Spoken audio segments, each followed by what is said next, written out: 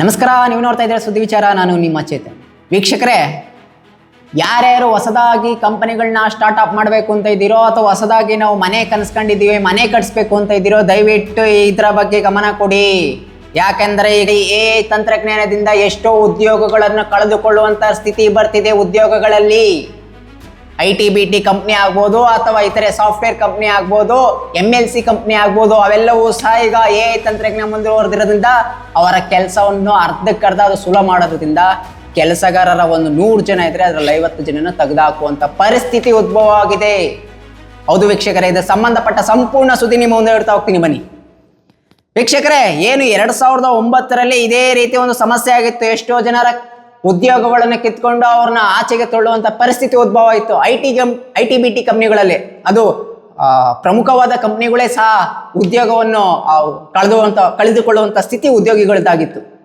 ಆದರೆ ಈಗ ಮತ್ತೊಮ್ಮೆ 2020ರಲ್ಲಿ ಉದ್ಯೋಗಗಳ ಕೆಲಸವನ್ನು ಕಳೆದುಕೊಳ್ಳುವಂಥ ಸ್ಥಿತಿ ಬಂದಿದೆ. ದಯವಿಟ್ಟು ಇದ್ರ ಬಗ್ಗೆ ಆಲೋಚನೆ ವಹಿಸಿ. ಯಾಕಂದರೆ ಏನಾದರೂ ಹೊಸದಾಗಿ ಕೈ ಹಾಕ್ತಿದ್ದೀರಾ, ನಾನೇನಾದರೂ ಮಾಡಬೇಕು, ಸ್ಟಾರ್ಟಪ್ ಕಂಪ್ನಿಗಳ ಬಗ್ಗೆ ಇನ್ವೆಸ್ಟ್ ಹೂಡಿ ಅದ್ರ ಬಗ್ಗೆ ಏನಾದರೂ ಮಾಡಬೇಕು, ಸಾಲ ಮಾಡಿ ಏನಾದರೂ ಕಟ್ಟಿಸ್ಬೇಕು ಅಂತಿದ್ರೆ ದಯವಿಟ್ಟು ಅದನ್ನು ಇಲ್ಲಿಗೆ ತಡೆದು ನಿಲ್ಲಿಸಿ. ಅಥವಾ ಮನೆ ಕಟ್ಟುವಂಥ ಕನಸು ಹೊಂದಿರ್ತೀರಿ, ದಯವಿಟ್ಟು ಅದ್ರ ಬಗ್ಗೆ ಈಗಲೇ ನಿಗಾ ವಹಿಸಿ. ಯಾಕಂದರೆ ಈಗ ತಂತ್ರಜ್ಞಾನ, ಕೃತಕ ಬುದ್ಧಿ ಮತ್ತೆ ಇದು ಎಲ್ಲವನ್ನು ಸಹ ಮಾಡೋದ್ರಿಂದ IT-BT ಕಂಪ್ನಿಗಳಲ್ಲಿ ನಿಮ್ಮೆಲ್ಲ ಕೆಲಸವನ್ನು ಕಿತ್ಕೊಳ್ತಿದೆ ನಿಮ್ಮ ಕೆಲಸಗಳನ್ನ. ದಯವಿಟ್ಟು ಆಲೋಚನೆ ಮಾಡಿ. ಯಾಕಂದರೆ ನಮ್ಮ ಬೆಂಗಳೂರಲ್ಲಿ ಅತಿ ಹೆಚ್ಚು IT-BT ಕಂಪ್ನಿ ಇರುವಂಥದ್ದು. ಯಾಕಂದರೆ ನಮ್ಮ ಬೆಂಗಳೂರು ಇನ್ನೂ ಡೆವಲಪ್ ಹೊಂದುತ್ತಿರುವಂಥ ದೇಶ. ಈ ಬೇರೆ ದೇಶಗಳೆಲ್ಲ ಅಮೇರಿಕಾ ಅಥವಾ ಇತರ ಚೀನಾಗಳೆಲ್ಲ ನೋಡಿದ್ರೆ ಅವೆಲ್ಲ ಡೆವಲಪ್ಮೆಂಟ್ ಆಗಿದೆ. ನಮ್ಮಲ್ಲಿ ಒಂದು ಚಿಪ್ ಕಂಡು ಹಿಡಿಯೋಕ್ಕಾಗ್ತಿಲ್ಲ. ಈಗ ತಾನೇ ಮೊನ್ನೆ ಒಂದು ಚಿಪ್ ಕಂಡು ಹಿಡಿದಾರೆ. ನಿರ್ಮಲಾ ಸೀತಾರಾಮನ್ ಅವರು ಬಜೆಟ್ ಸಮಯದಲ್ಲಿ ಇದ್ರ ಬಗ್ಗೆ ಒಂದು ಹೇಳಿದ್ರು. ಅದಿನ್ನೂ ಯಾವಾಗ ಅನುಷ್ಠಾನ ಬರುತ್ತೋ. ಒಟ್ಟಿನಲ್ಲಿ ಅದು ಏನಂದರೆ ಕೆಲಸದಲ್ಲಿ ಒಂದು 50% ತೆಗಿಬೋದು. ಯಾಕಂದರೆ ಅಷ್ಟು ಸುಲಭ ಮಾಡಿಕೊಡುತ್ತೆ. ಆದ್ದರಿಂದ ನಮ್ಮಲ್ಲಿ ಒಂದಿಷ್ಟು ಜನ ಏನಿರುತ್ತೆ ಅಂದರೆ ಉತ್ಸಾಹ ಇರ್ತಾರೆ.